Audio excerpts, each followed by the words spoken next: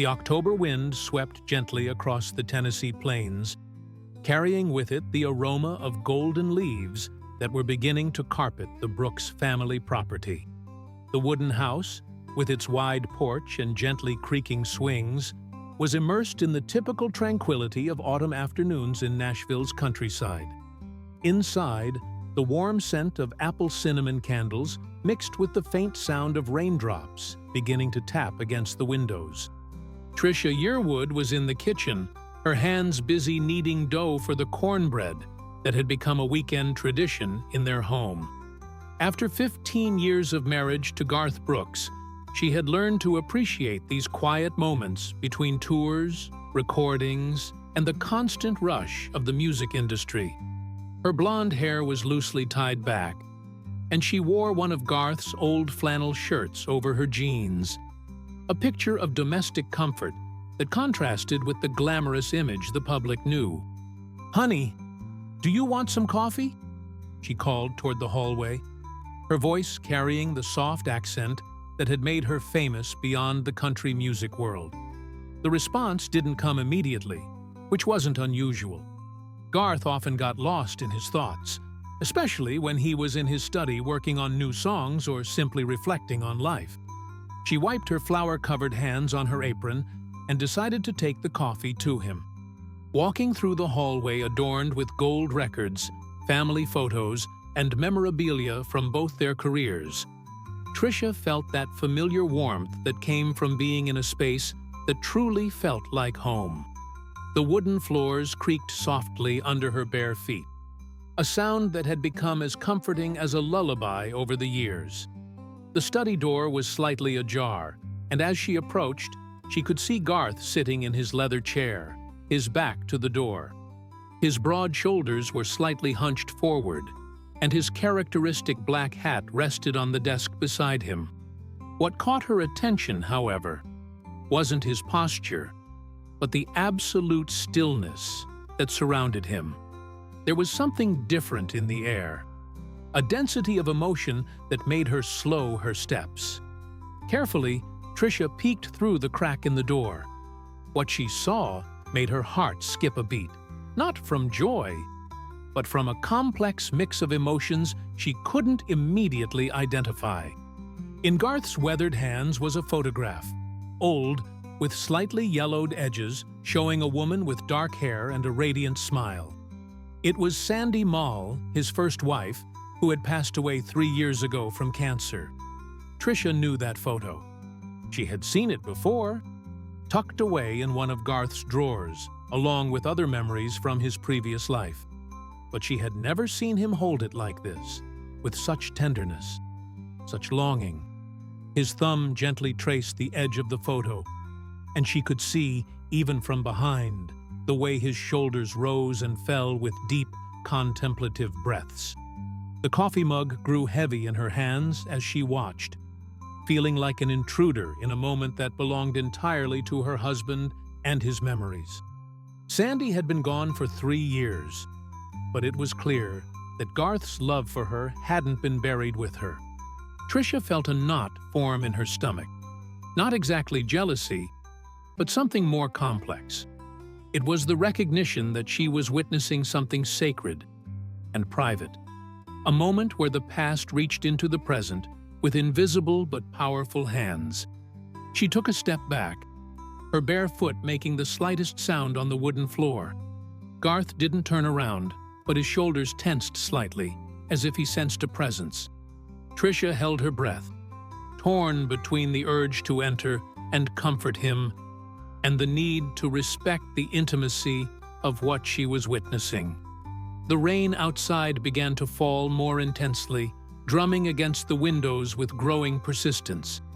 The sound seemed to envelop the house in a cocoon of melancholy, as if nature itself was acknowledging the weight of the moment. Trisha remained there, holding the coffee mug, watching the man she loved commune with a past that, she was beginning to realize, was still very much alive within him. Minutes passed, or perhaps it was just seconds that felt like minutes. Finally, Garth carefully placed the photo on the desk, but didn't put it away. Instead, He leaned back in his chair and stared at the ceiling, his hands clasped behind his head. It was then that Trisha decided to make her presence known. "Garth?" she said softly, pushing the door open a little wider. "I brought you some coffee." He turned quickly, and she could see in his eyes a mixture of surprise and something that looked almost like guilt. His face, weathered by years on the road and marked by the deep lines that came from a life of intense emotions, showed a vulnerability that Trisha rarely saw.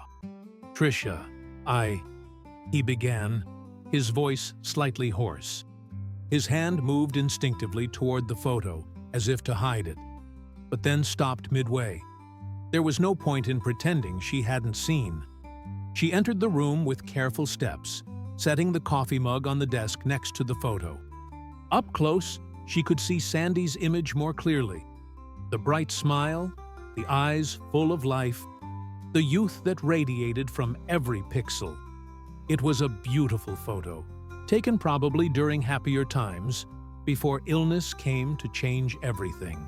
She was beautiful, Trisha said simply, her voice carrying no trace of resentment or jealousy. It was a statement of fact, spoken with the maturity of a woman who had learned that love wasn't a competition. Garth looked at her with surprise, as if he had expected a different reaction. His blue eyes, usually so confident and full of life, now showed uncertainty and vulnerability. "Trisha, I can explain." "There's nothing to explain, honey," she replied, sitting on the arm of his chair and gently placing her hand on his shoulder. "We all have our memories. We all have people we've loved." But even as she spoke these understanding words, Trisha felt a tightness in her chest. Not jealousy exactly, but something more complex. The recognition that there were chambers in Garth's heart that she had never fully explored. Spaces that belonged to a love that had existed before her, and that, apparently, continued to exist alongside their own love. The rain continued to drum against the windows, and outside, the October afternoon was giving way to an early dusk. Inside the study, surrounded by the symbols of their successful careers and shared life, Trisha and Garth found themselves face to face with the complexity of human emotions and the reality that the heart, in its infinite capacity to love, rarely follows the simple rules we try to impose upon it. The silence that followed stretched between them like a bridge neither seemed ready to cross. Garth's hand remained frozen halfway to the photograph, while Trisha's fingers traced gentle circles on his shoulder, a gesture that had become automatic over their years together. Outside, the rain had settled into a steady rhythm, creating a natural soundtrack for the emotional moment unfolding in the study. "I found it this morning," Garth finally said, his voice barely above a whisper. "I was looking for that old notebook with the lyrics for Thunder Rolls, and it was tucked inside one of my journals from 2010. He picked up the photograph again, handling it with the care one reserves for precious, fragile things. "I hadn't seen it in years, Trisha. I thought I had put all of this away." Trisha felt her throat tighten. She had always known that Sandy's death had affected Garth deeply, but they had rarely talked about it in detail. When they got married, Sandy had still been alive, though already battling the cancer that would eventually take her. Their relationship had been cordial, even friendly, built on mutual respect and love for Garth's 3 daughters from his first marriage. "What was she like?" Trisha asked, surprising herself with the question. She had met Sandy several times, of course, but always in contexts involving the children or formal occasions. She had never really gotten to know the woman who had shared Garth's life for over a decade, who had been there during his rise to fame, who had given him 3 beautiful daughters. Garth looked at her with surprise, his eyebrows raising slightly. "You want to know about Sandy?" "I think I need to," Trisha replied, settling more comfortably on the arm of the chair. I've been your wife for 15 years, Garth, but there are parts of your heart I've never really understood. Maybe it's time I did." He was quiet for a long moment, studying her face as if trying to determine whether her words were genuine or if there was some hidden test in them. Finally, he leaned back in his chair and began to speak, his voice taking on the cadence of someone revisiting distant but vivid memories. "Sandy was intense," he began, a small smile playing at the corners of his mouth. "She was a songwriter too, you know. Incredibly talented, but in a different way than you or me. Her lyrics were raw, honest in a way that sometimes made me uncomfortable. She had this ability to see right through people's facades and write about what she saw." Trisha found herself leaning forward, genuinely curious. She had known Sandy was involved in music, but had never heard details about her songwriting. "She wrote some of my early stuff," Garth continued, his thumb once again tracing the edge of the photograph. "Songs that never made it to albums, but songs that helped me understand who I was as an artist. She had this way of challenging me, of pushing me to be more honest in my music than I was comfortable being." "That sounds like it was both a blessing and a challenge," Trisha observed. "It was exactly that," Garth agreed. "Sandy never let me get comfortable. Even when things were good between us, she was always pushing, always questioning. It made our marriage difficult sometimes, but it also made my music better. She taught me that if you're going to sing about life, you have to be willing to live it fully, the good parts and the painful parts." The rain outside seemed to intensify, and Trisha could hear the wind picking up, whistling through the trees that surrounded their property. The sound was both melancholy and comforting, like nature's way of acknowledging the weight of the conversation taking place inside. "I remember the day she was diagnosed," Garth said, his voice growing heavier. "It was in 2018, right after we got back from that European tour. She had been feeling tired, but we all thought it was just stress from the divorce proceedings being finalized and adjusting to co-parenting. When the doctors told us it was pancreatic cancer, stage 3, I felt like the ground disappeared beneath my feet." Trisha's hand moved from his shoulder to his hand, intertwining their fingers. She could feel the tension in his muscles, the way his body held the memory of that devastating day. "The hardest part," Garth continued, "was watching the girls process it all. Taylor was in college, Maggie was just finishing high school, and Allie was in her first year. They were dealing with their parents' divorce, adjusting to you and me getting married. And then, suddenly their mother was facing a terminal illness. I felt like I had failed them in every possible way." "You didn't fail anyone, Garth," Trisha said firmly. "Life just happened. Sometimes it happens in ways that feel impossibly cruel and unfair. But that doesn't mean you failed." He looked at her then, really looked at her, and she could see years of guilt and pain in his eyes. "I used to lie awake at night wondering if Sandy got sick because of the stress of our divorce. The doctor said that wasn't how cancer worked. But in my heart, I couldn't stop thinking that maybe if I had been a better husband, if I had found a way to make our marriage work—" "Garth, stop!" Trisha interrupted gently but firmly. "You can't carry that guilt. Sandy wouldn't want you to carry it, and it's not fair to any of us. Not to you, not to me, not to the girls, and not to Sandy's memory." They sat in silence for a moment, both lost in their own thoughts. Outside, the afternoon light was fading rapidly, and Trisha could see the first stars beginning to appear through the study window.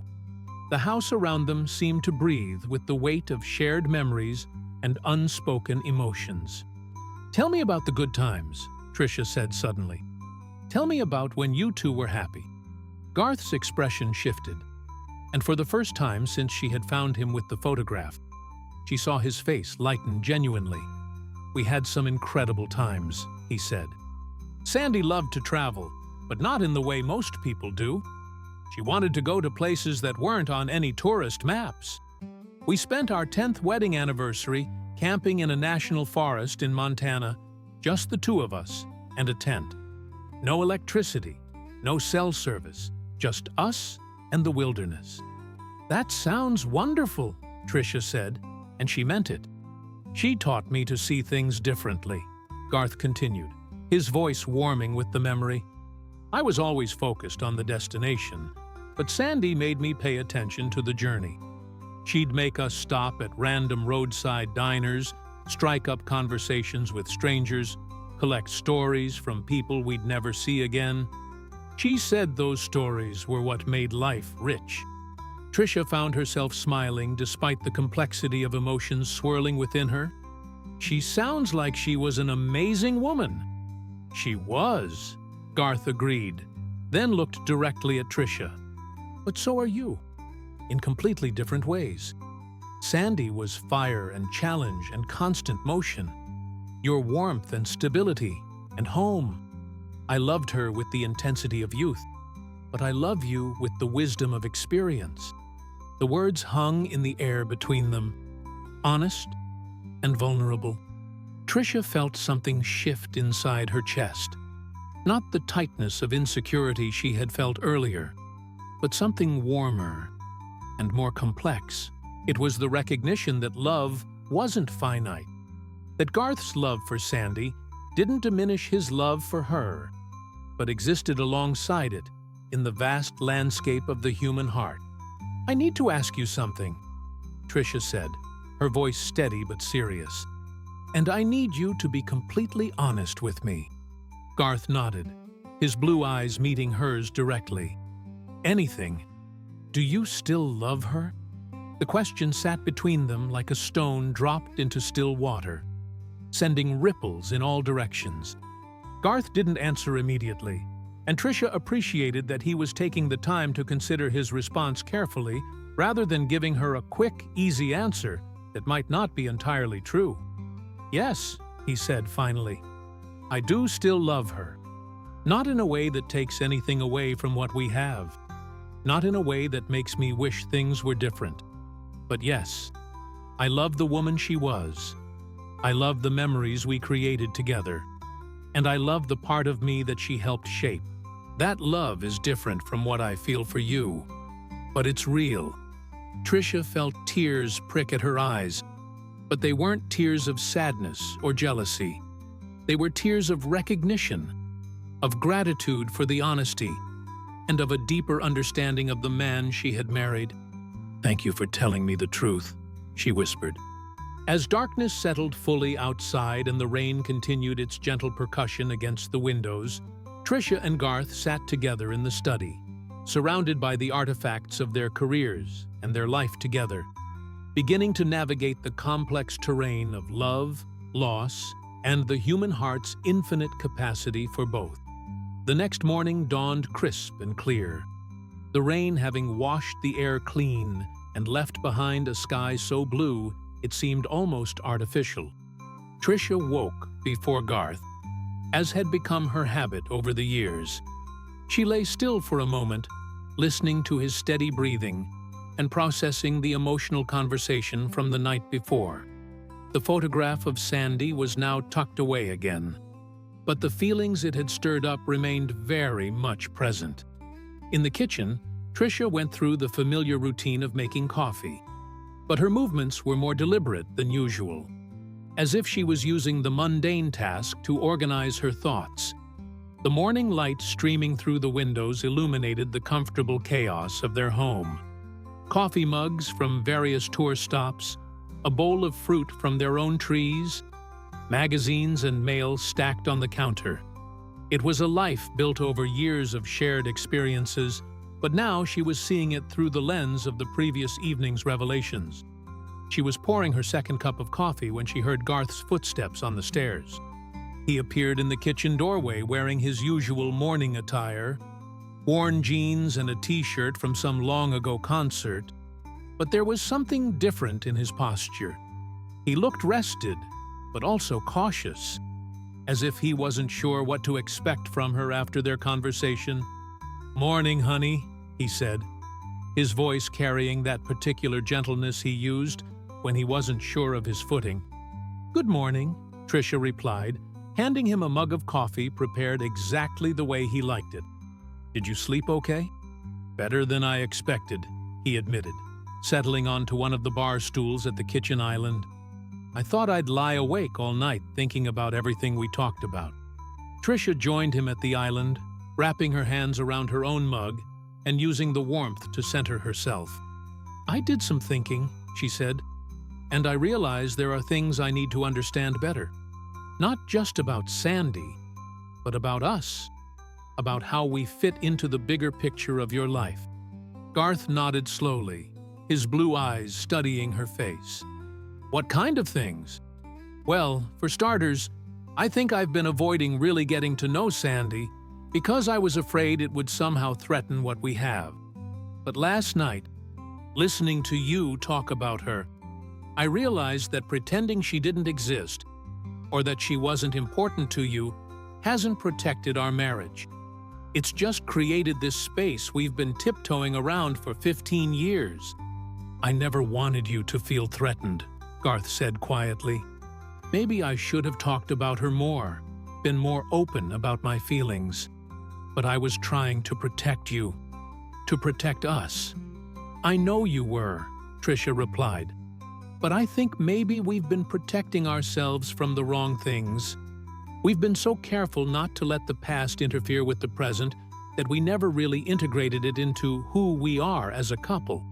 They sat in comfortable silence for a moment, sipping their coffee and letting the morning sun warm their faces. Outside, they could hear the sounds of their rural neighborhood coming to life. Birds singing, a dog barking in the distance, the far-off sound of a tractor starting up. "There's something else," Trisha said, setting down her mug. "I want to know more about how Sandy's illness affected you, affected the girls.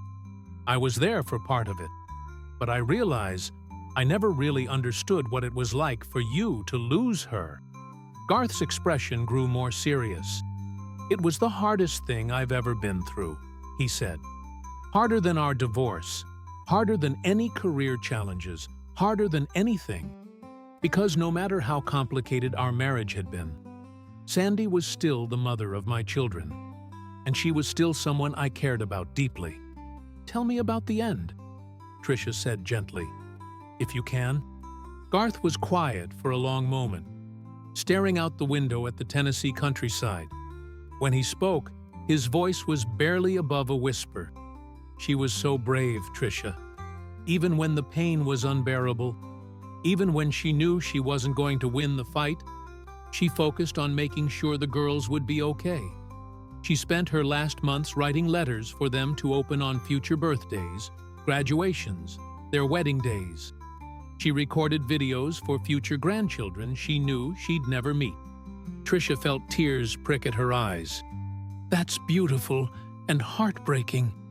"The day she died," Garth continued, "I was holding her hand. The girls were all there, and you were in the hallway giving us space, but close enough to be there for them when they needed you. In her last moments, she looked at me and said, 'Take care of our girls, and let Trisha take care of you.' Those were her last words to me." The weight of that revelation settled over Trisha like a warm blanket. Sandy's final words hadn't been about their past or about love or regret. They had been about ensuring that the people she cared about would be cared for. It was an act of grace that took Trisha's breath away. "I never knew she said that," Trisha whispered. "I didn't know how to tell you," Garth admitted. "It felt too big, too sacred somehow. But I think about those words every day. She gave me permission to be happy, to love you fully without guilt. But I don't think I ever really took that permission until now." They were interrupted by the sound of a car pulling into their driveway. Through the window, they could see Alan Jackson getting out of his pickup truck, moving with the careful deliberation of a man who had learned to manage chronic back pain over the years. He was followed by a woman Trisha didn't immediately recognize. Petite, with gray-streaked brown hair and an air of quiet competence.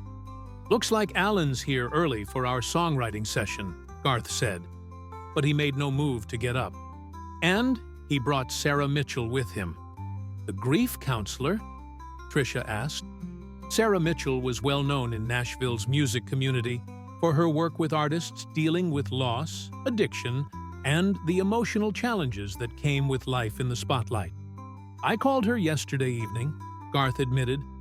"After we talked, I realized that maybe we needed some help navigating all of this. I hope that's okay." Trisha reached over and took his hand. "It's more than okay. It's exactly what we need." As they watched Alan and Sarah approach the front door, Trisha felt a sense of anticipation rather than anxiety. For the first time in years, she felt like she and Garth were moving towards something together rather than carefully avoiding it. The conversation about Sandy had opened a door that had been closed for too long, and she was ready to walk through it, even if she wasn't sure what they would find on the other side. The doorbell rang, and as Garth went to answer it, Trisha took a deep breath and prepared herself for what promised to be another difficult but necessary conversation. Outside, the Tennessee morning continued its gentle unfolding, indifferent to human struggles, but somehow supportive of them nonetheless, offering the promise that difficult things could be endured, and that healing was always possible, even when it came in unexpected forms. Alan Jackson's presence filled the Brooks' living room with the easy comfort that came from decades of friendship. He settled into his usual chair, a worn leather recliner that Garth had positioned specifically for their songwriting sessions, while Sarah Mitchell chose a spot on the couch that allowed her to see both Trisha and Garth clearly. The morning light streaming through the windows gave the room a warm, inviting atmosphere that seemed at odds with the weight of the conversation they were about to have. "I hope you don't mind that I asked Sarah to come along," Alan said, his distinctive voice carrying the gentle authority that had made him a trusted friend to many in the Nashville music community. "When Garth called me last night and told me what y'all were working through, I thought maybe having someone with her experience might be helpful." Sarah smiled warmly, her hands folded calmly in her lap. "I want you both to know that I'm here as a friend first, not as a counselor in any formal sense. Sometimes it just helps to have someone who's walked alongside other couples dealing with similar situations." Trisha found herself grateful for the woman's gentle approach. "Thank you for coming. I think we could use some perspective." "Why don't you start by telling me what's been happening?" Sarah suggested, her tone conversational rather than clinical.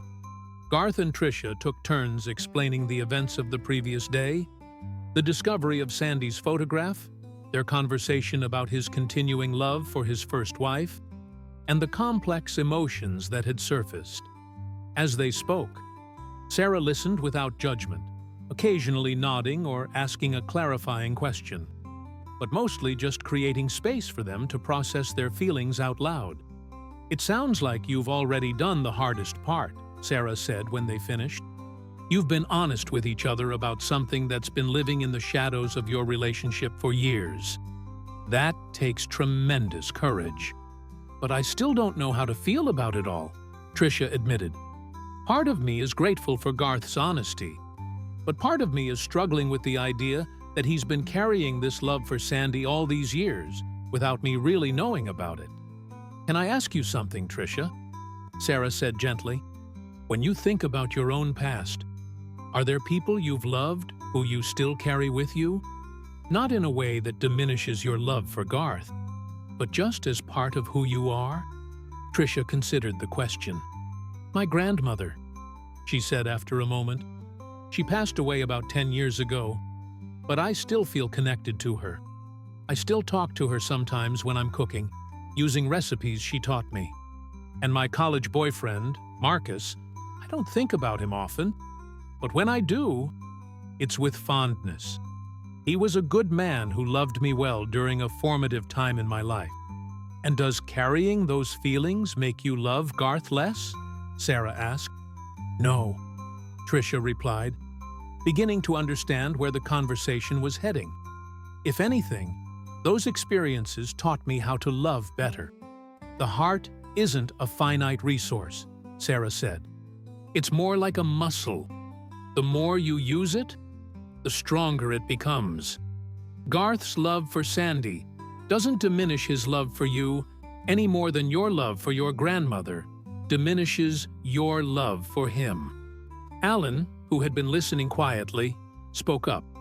I've been married to Denise for over 40 years, he said. And I can tell you that the people we loved before we met each other, the people we've lost along the way, they all become part of the foundation of who we are as partners. Sandy helped shape Garth into the man you fell in love with, Trisha. In a way, you owe her a debt of gratitude. The idea had never occurred to Trisha before. But as Alan spoke, she felt something shift in her understanding. I never thought about it that way, she said. There's something else to consider, Sarah added. Grief isn't linear, and it doesn't have an expiration date. The fact that Garth still loves Sandy, still misses her sometimes, doesn't mean he's stuck in the past. It means he's someone capable of deep, lasting love. That's the same capacity for love that he brings to his relationship with you. Garth, who had been unusually quiet during this exchange, finally spoke. I've been carrying guilt about my feelings for Sandy, he said. Guilt that I loved her. Guilt that I lost her. Guilt that I still think about her. But maybe the guilt has been more damaging to our marriage than the love ever was. Guilt is like a poison, Sarah observed.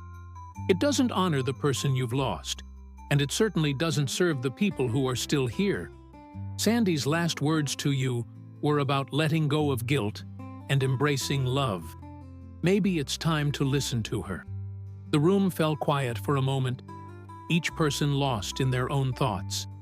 Outside, they could hear the sounds of the Tennessee countryside, birds calling to each other, the distant sound of a lawnmower, the peaceful rhythm of a life continuing to unfold despite the complex emotions being processed inside the house. I have an idea, Trisha said suddenly. What if we found a way to honor Sandy's memory together? Not as something that competes with our marriage, but as something that strengthens it. Garth looked at her with surprise and curiosity. What do you mean? I mean, what if we stopped pretending that Sandy wasn't an important part of your life, of the girls' lives, of our family's story? What if we found ways to celebrate the good things she brought to the world, to keep her memory alive in healthy ways? Sarah smiled. What kinds of things are you thinking about? Trisha's mind began to race with possibilities. Sandy was a songwriter, right? What if we established a scholarship for young female songwriters in her name? Or what if we collected some of her songs and found a way to share them with the world? I bet there are other families dealing with similar losses who could benefit from her words. Alan nodded approvingly. That sounds like something that would honor her memory and create something positive out of loss. And what about the girls? Trisha continued, warming to the idea. They should be part of this conversation too. They're adults now, with their own relationships and their own ways of processing their mother's death. Maybe we could all work together to find meaningful ways to remember her. Garth's eyes were bright with unshed tears, but his expression was hopeful rather than sad. Sandy would love that, he said. She always said that the best way to deal with loss was to create something beautiful out of it. There's one more thing to consider, Sarah said gently. Trisha, you've been in these girls' lives since they were teenagers. You've helped raise them, supported them through their mother's illness and death, been there for graduations and relationships, and all the milestones that matter. You're not Sandy's replacement. You're an addition to their story. There's room in their hearts for both of you. As the morning progressed, The conversation evolved from processing pain to planning possibilities. They talked about concrete ways to honor Sandy's memory, about how to have healthy conversations with the girls about their mother, and about how to integrate the reality of loss into the ongoing story of their family. By the time Sarah and Alan prepared to leave, the atmosphere in the room had shifted dramatically. The heavy weight of secrets and unspoken feelings had been replaced by a sense of possibility and hope. They had work to do, conversations to have, plans to make, emotions to continue processing, but they were no longer doing it alone or in opposition to each other. "Thank you both," Trisha said, as they walked their guests to the door. "I feel like we've found a path forward that honors everyone involved." "Including yourselves," Sarah reminded her. "Don't forget that your marriage, your happiness, your love for each other, these things matter too. Sandy wanted Garth to be happy, and I suspect she would want the same for you." As they watched Alan's truck disappear down the driveway, Trisha and Garth stood together on their front porch, hands intertwined, looking out at the Tennessee landscape that had been the backdrop for so much of their life together. The afternoon sun was warm on their faces, and for the first time in years, Trisha felt like they were truly seeing their relationship clearly. Not as something that existed in spite of the past, but as something that had been enriched by it. 3 months later, the Nashville Community Center was filled with the warm buzz of conversation and the gentle sounds of acoustic guitars being tuned. The walls were decorated with photographs and memorabilia celebrating the life and work of Sandy Mall Brooks, and a banner across the front of the room announced the first annual Sandy Mall Memorial Scholarship for young female songwriters. Trisha stood near the registration table, greeting attendees and marveling at how natural it felt to be celebrating the life of her husband's first wife. The past few months had been a journey of discovery, healing, and profound personal growth that had strengthened her marriage in ways she never could have anticipated. "Mom, the sound system is ready," said Maggie Brooks Williams, one of Garth and Sandy's daughters, as she approached Trisha with a warm smile. The word "mom" still caught Trisha off guard sometimes, not because it felt wrong, but because it felt so perfectly right. The girls had started calling her that gradually over the years, but it had taken on a deeper meaning since they had begun working together to honor their biological mother's memory. "Thank you, sweetheart," Trisha replied, adjusting the small corsage Maggie had insisted she wear. "Are you nervous about performing your mother's song?" "A little," Maggie admitted. "But it feels right, you know? Like this is what she would have wanted, her music being shared, young women being encouraged to follow their dreams. I think she would be proud of what we've all built together." The scholarship fund had been Trisha's idea, but it had quickly become a family project. The 3 Brooks daughters had contributed their mother's unpublished songs, stories, and personal insights about her creative process. Garth had provided funding and used his industry connections to create opportunities for the scholarship recipients. And Trisha had handled the organizational details, finding in the project a way to honor Sandy, while also discovering new dimensions of her own capacity for love and generosity. "She would be proud of all of us," Trisha said, squeezing Maggie's hand, "but especially of the remarkable women you and your sisters have become." Across the room, Garth was deep in conversation with several young songwriters who had applied for the scholarship. His face was animated with the particular joy he felt when talking about music with passionate young artists. Watching him, Trisha felt a complex mixture of emotions: love for the man he was, gratitude for the journey they had taken together, and a deep appreciation for the woman who had helped shape him into the person she had fallen in love with. "Ladies and gentlemen, if I could have your attention, please," came the voice of Alan Jackson from the small stage at the front of the room. He looked distinguished in his simple black suit, his signature hat in place as he stepped up to the microphone. "We're here today to celebrate the life and legacy of Sandy Mall Brooks. and to launch a scholarship program that will help young women follow in her footsteps as songwriters and storytellers. The room quieted as people found their seats. Trisha made her way to the front row, where Garth was saving a seat for her. As she sat down beside him, he took her hand in his, a gesture that had become even more meaningful over the past few months as they had learned to navigate their relationship with greater honesty and openness. Before we begin, Alan continued, I want to say something about the family that made this evening possible. Garth, Trisha, and the girls have shown us all what it means to honor the past while building something beautiful for the future. They've reminded us that love isn't diminished when it's shared. It's multiplied. The first recipient to be called was a young woman named Emma Rodriguez from East Nashville. As she walked to the stage to accept her scholarship check and share one of her original songs, Trisha noticed tears in Garth's eyes. Not tears of sadness, but of joy and pride and the particular emotion that comes from seeing something meaningful emerge from loss. Sandy would love this, he whispered to Trisha. She always said that the best songs come from the messiest emotions, and that the best way to heal from pain was to help someone else avoid it or overcome it. Emma's song was about growing up as the daughter of immigrants, finding her voice in a new country, and learning to blend her cultural heritage with her American dreams. Her voice was strong and clear, her lyrics honest and powerful. As she sang, Trisha found herself thinking about the complex web of relationships and experiences that had brought them all to this moment. That's what I'm talking about, Garth said, as Emma finished to enthusiastic applause. That's the kind of authentic storytelling Sandy was passionate about.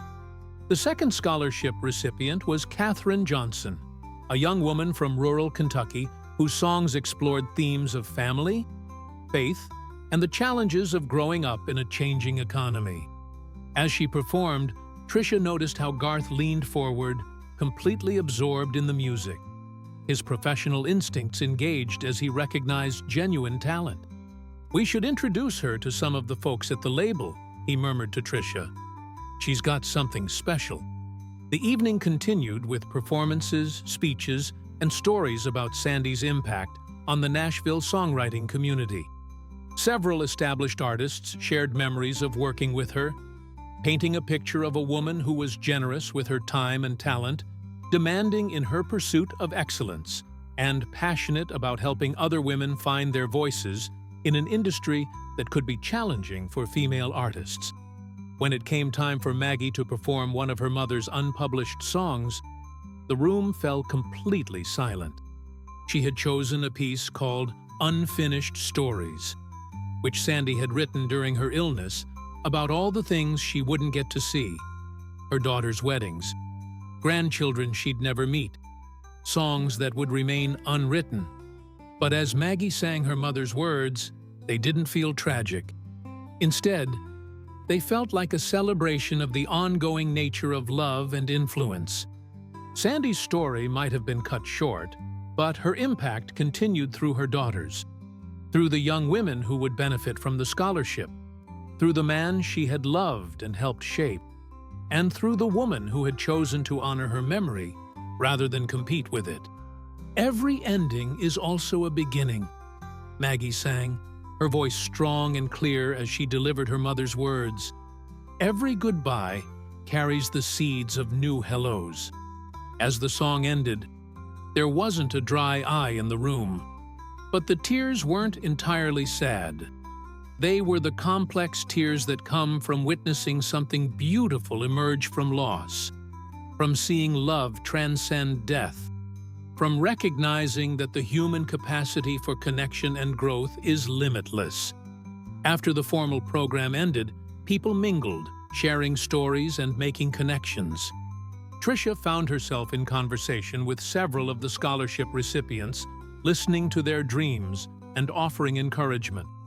She was surprised by how natural it felt to be in this role, how right it seemed to be carrying forward Sandy's legacy of supporting young female artists. "You've done something really beautiful here," said Dr. Rebecca Martinez, a professor from Belmont University who had served on the scholarship selection committee. "These young women needed exactly what you've created. Not just financial support, but a community of people who believe in their potential." "It wasn't just me," Trisha replied. "It was all of us working together. I think that's what Sandy would have wanted, for her death to bring people together rather than drive them apart." Later, as the evening wound down and they were cleaning up, Trisha found herself alone with Taylor, Garth, and Sandy's eldest daughter. Taylor had been the most reserved about the scholarship project initially, struggling with the idea of her mother's memory being shared so publicly. But as the evening had progressed, Trisha had watched her warm to the celebration and even contribute some of her own memories during the informal sharing time. "Thank you," Taylor said simply, as they folded tablecloths and packed up leftover food. "For all of this, but also for the way you've handled everything. Mom would be really grateful to know that Dad found someone who could love him, and love us, and even love her memory. That's not something every woman could do." The words hit Trisha deeply, confirming something she had hoped, but never dared to assume: that her efforts to honor Sandy's memory had been received as intended, not as obligation or competition, but as genuine love and respect. "Your mother was an extraordinary woman," Trisha replied. "I'm honored to be part of carrying her legacy forward." As they drove home through the Nashville night, Garth and Trisha were quiet, both processing the emotions of the evening. The scholarship launch had been a success beyond their expectations, but more than that, it had been a celebration of the complex, beautiful reality of human love and connection. "You know what I realized tonight?" Garth said as they pulled into their driveway. "I spent so many years thinking that loving Sandy meant I couldn't fully love you, or that loving you meant I had to let go of Sandy. But tonight, I understood that love isn't mathematics. It's not about division or subtraction. It's about multiplication." Trisha smiled in the darkness of the car. Sarah was right when she said the heart is like a muscle. The more you use it, the stronger it gets. They sat in the car for a moment, looking at their house, the home they had built together, filled with artifacts from both their careers, photographs of their blended family, and now the planning materials for an ongoing scholarship program that honored the past while building toward the future. "I have something for you," Garth said suddenly, reaching into the glove compartment. He pulled out a small wrapped package. "I've been waiting for the right moment to give this to you." Trisha unwrapped the package to find a beautiful silver locket. When she opened it, she found 2 small photographs, one of herself and Garth on their wedding day, and one of Sandy with the 3 girls when they were young. "I had it made last month," Garth explained. "I wanted you to have something that acknowledged all the love in our lives, past and present." The jeweler said he'd never made a locket quite like this before, but when I explained what we were trying to honor, he understood.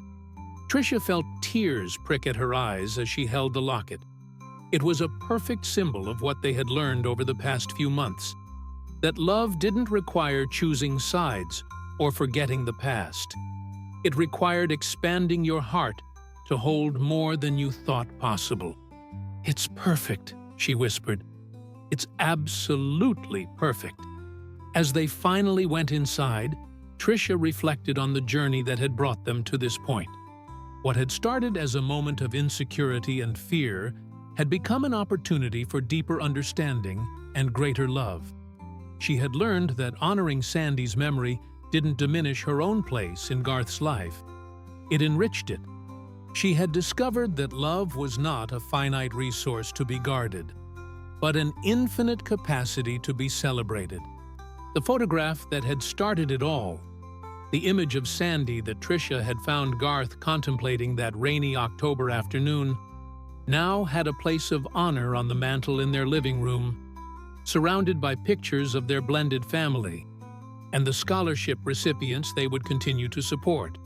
It was no longer a secret or a source of tension, but a reminder of the complex beauty of human love and the possibility of healing even the deepest wounds through understanding, forgiveness, and grace.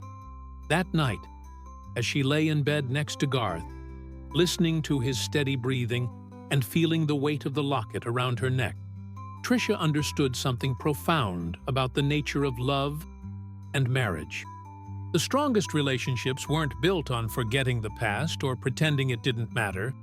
They were built on integrating all of life's experiences, the joyful and the painful, the simple and the complex, into a larger story of growth, healing, and ever-expanding capacity for connection.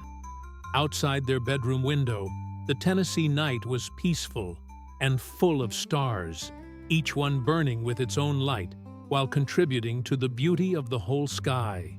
It was, Trisha thought, a perfect metaphor for what they had learned about love, that each relationship, each memory, each person who touched your life added to the overall beauty without diminishing any of the others.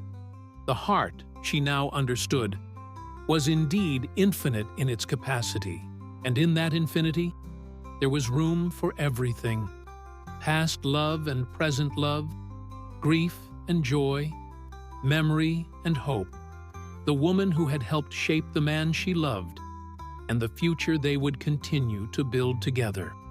As sleep began to take her, Trisha smiled, knowing that tomorrow would bring new opportunities to love fully, to support the young women whose dreams they were helping to nurture, and to continue writing the story of their family.